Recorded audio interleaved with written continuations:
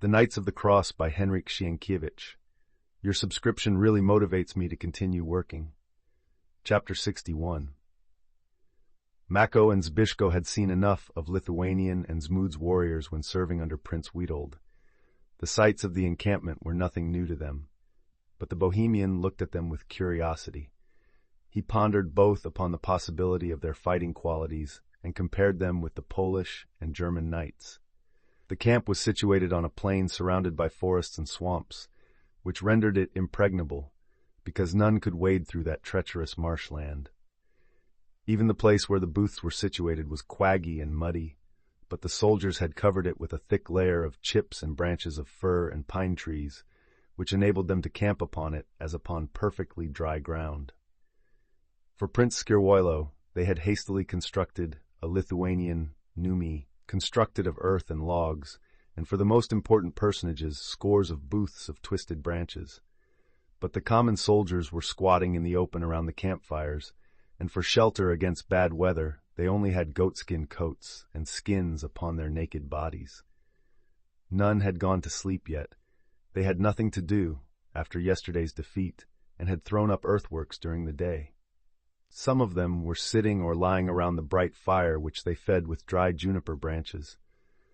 Others were scraping in the ashes and cinders from which proceeded a smell of baked turnips, which formed the ordinary food of the Lithuanians, and the strong odor of burned meat. Between the campfires were piles of arms. They were close at hand, so that in case of need it would be an easy matter for everybody to reach his own weapon. Hlawa looked with curiosity upon the lances with narrow and long heads made of tempered iron, and the handles of oak saplings, studded with flint or nails, hatchets with short handles like the Polish axes used by travelers, and others with handles almost as long as those of the battle axes used by the foot soldiers. There were also among them some bronze weapons from ancient times, when iron was not yet employed in that low country.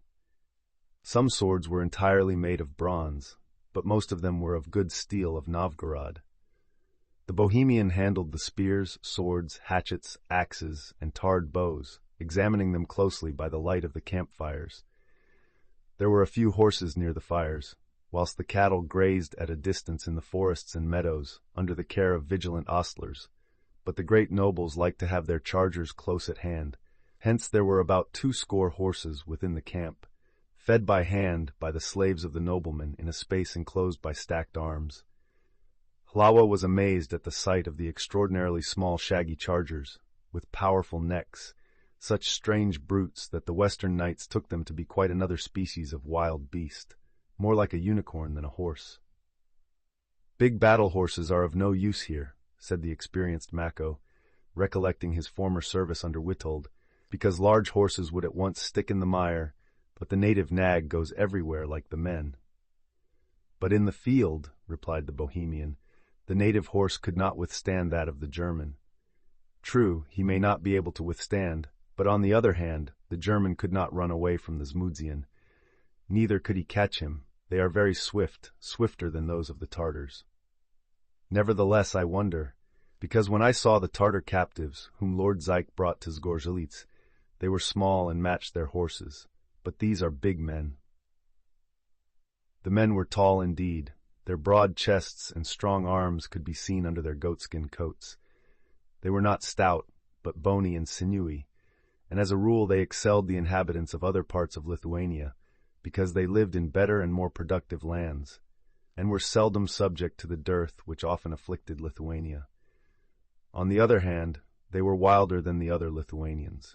The court of the chief prince was at Wilno, whither the princes from the east and west, and ambassadors and foreign merchants came, and that contributed somewhat to lessen the roughness of the inhabitants of the city and neighborhood.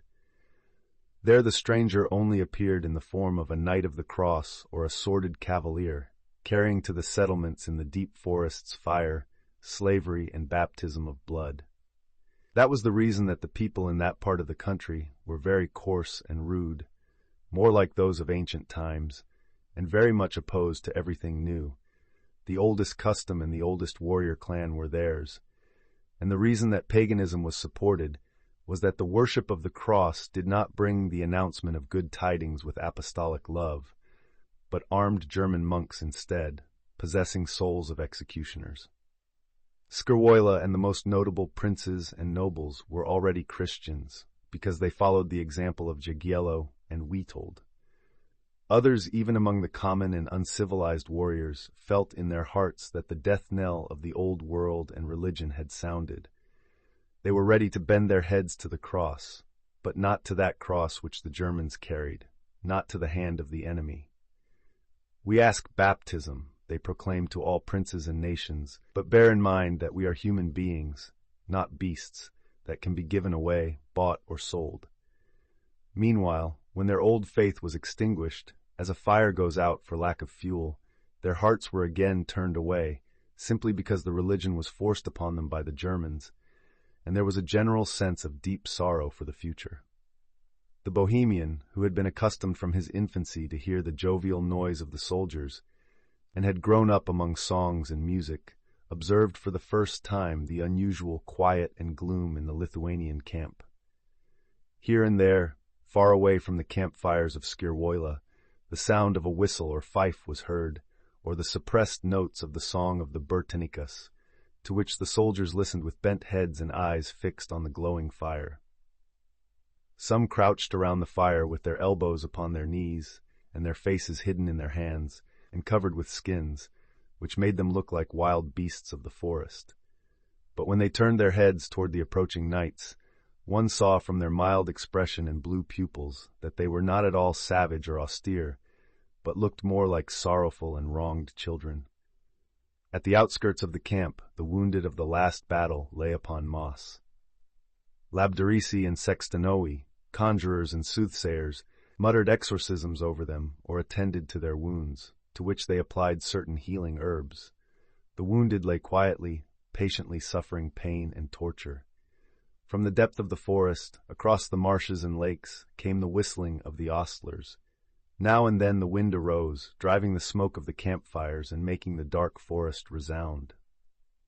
The night was already far advanced, and the campfires began to burn down and extinguish, which increased the dominating silence and intensified the impression of sadness, almost to a crushing extent. Zbyszko gave orders to the people he led, who easily understood him because there were a few Poles among them. Then he turned to his armor-bearer and said, "You have seen enough. Now it is time to return to the tent." "I have seen," replied Hlawa, "but I am not satisfied with what I have observed, for it is obvious that they are a defeated people." Twice, 4 days in front of the castle, and the day before yesterday at the crossing. Now Krzywojla wants to go a third time to experience another rout. How is it that he does not see that he cannot fight the Germans with such soldiers? Pan Mako told me the same thing, and now I observe myself that they are a poor lot, and that they must be boys in battle. You are mistaken in that, because they are a brave people and have few equals, but they fight in disordered crowds, whilst the Germans fight in battle array. If the Zmudzians succeed in breaking the German ranks, then the Germans suffer more than themselves. Bah, but the latter know this, and close their ranks in such a manner that they stand like a wall. "We must not even think about capturing the castles," said Hlawa, "because there are no engines of war whatever to attempt it," replied Zbyszko. "Prince Witold has them, but as long as he does not arrive, I am unable to capture them, unless by accident or treachery." Then they reached the tent, in front of which burned a huge fire, and within they found smoking dishes of meat, which the servants had prepared for them. It was cold and damp in the tent, therefore the knights and Hlawa lay down upon skins in front of the fire. When they had fortified themselves, they tried to sleep, but they could not. Mako turned from side to side, and when he observed Zbyszko sitting near the fire covering his knees with twigs, he asked, "Listen, why did you give advice to go as far as Ragnity against Gateswerder, and not near here? What do you profit by it?" "Because there is a voice within me which tells me that Danuska is at Ragnity, and they are guarded less than they are here."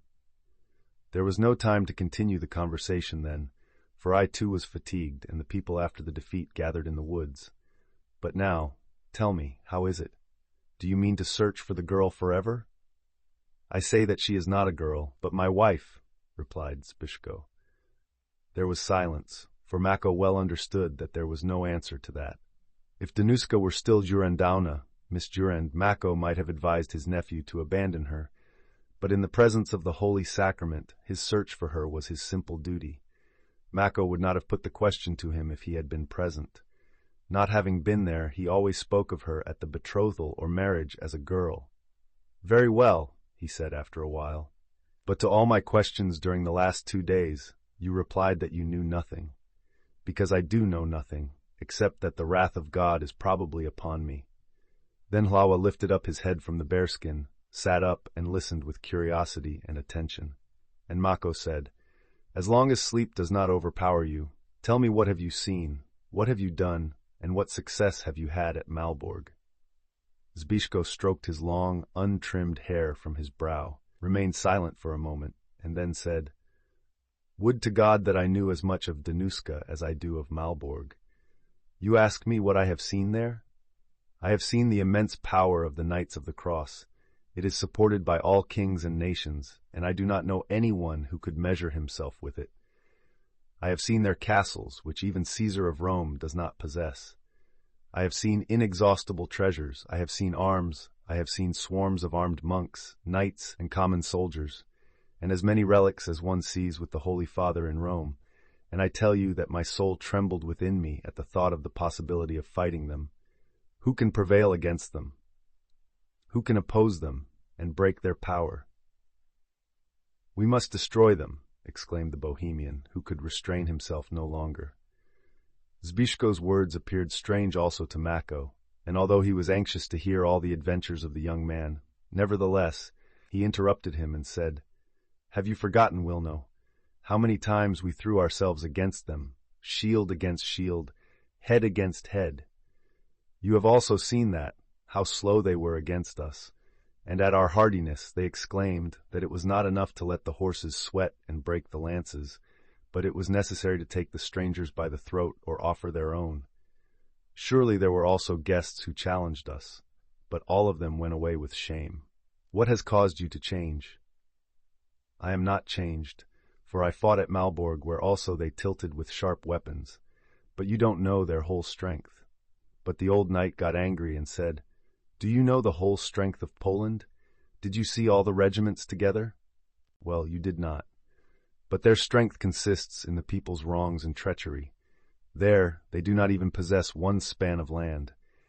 They received our princes there in the same manner as a beggar receives in his house, and they presented gifts, but they have grown powerful.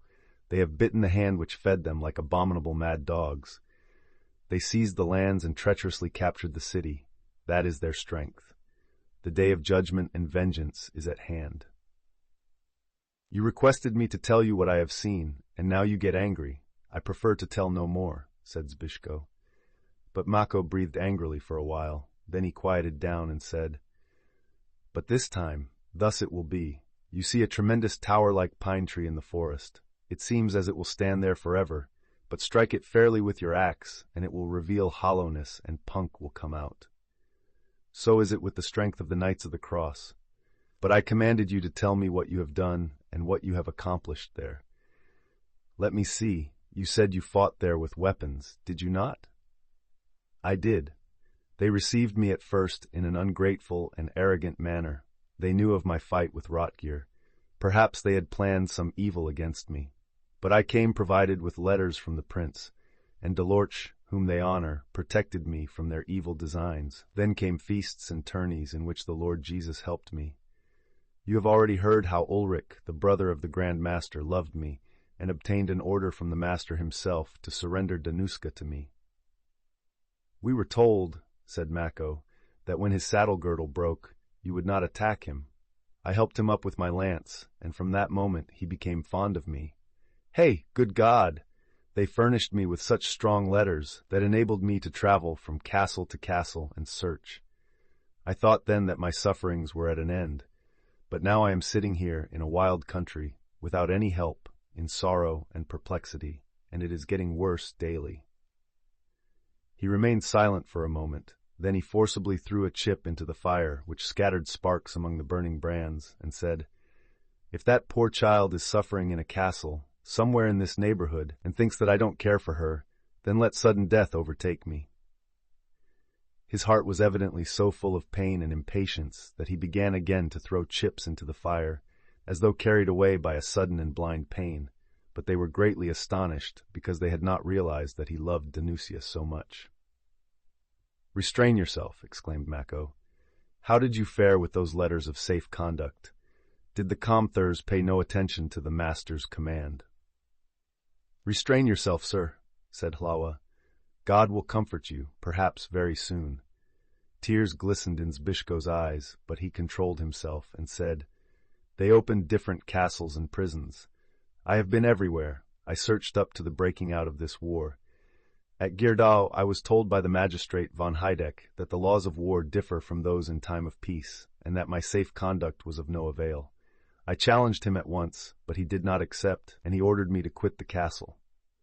"What happened in other places?" inquired Mako. "It was the same everywhere. The Count Königsberg, who is the chief magistrate of Gierdahl, even refused to read the letter of the master, saying that war is war, and told me to carry my head, while it was intact, out of the place. It was everywhere the same." "Now I understand," said the old knight. "Seeing that you got nothing, you came here at least to avenge yourself." "Exactly so," replied Zbyszko. "I also thought that we should take prisoners, and also invest some castles, but those fellows could not conquer castles." "Hey! It will be otherwise when Prince Witold himself comes." "May God grant it." "He will come. I heard at the Mazovian court that he will come, and perhaps the king and all the forces of Poland will come with him." Further conversation was interrupted by the appearance of Skierwojla, who unexpectedly appeared from the shadow and said, "We must be on the march." Hearing that, the knights got up with alacrity. Skierwojla approached his tremendous head to their faces and said in low tones, "There is news. A relief train is moving toward New Kauno. 2 knights are at the head of the soldiers' cattle and provisions. Let us capture them." "Shall we cross the Niemen?" inquired Zbyszko. "Yes, I know a ford. Do they know at the castle of the relief train?" "They know and will come to meet them, but we shall pounce upon them too." Then he instructed them where they were to lie in ambush, so as to attack, unexpectedly, those hurrying from the castle. His intentions were to engage the enemy in 2 battles at the same time, and avenge himself for the last defeat, which could easily be effected, considering that owing to their last victory, the enemy considered himself perfectly safe from an attack. Therefore Skierwojla appointed the place and time where they should meet. As for the rest, he left it with them, for he relied upon their courage and resource. They were very glad at heart because they appreciated the fact that an experienced and skillful warrior was speaking to them. Then he ordered them to start, and he went to his Numi, where the princes and captains were already waiting. There he repeated his orders, gave new ones, and finally put to his lips a pipe, carved out of a wolf's bone, and whistled shrilly, which was heard from one end of the camp to the other. At the sound of the whistle they gathered around the extinguished campfires. Here and there sparks shot up, then little flames which increased momentarily, and wild figures of warriors were visible gathering around the stands of arms. The forest throbbed and moved. In a moment there were heard the voices of the ostlers chasing the herd toward the camp. Remember to subscribe.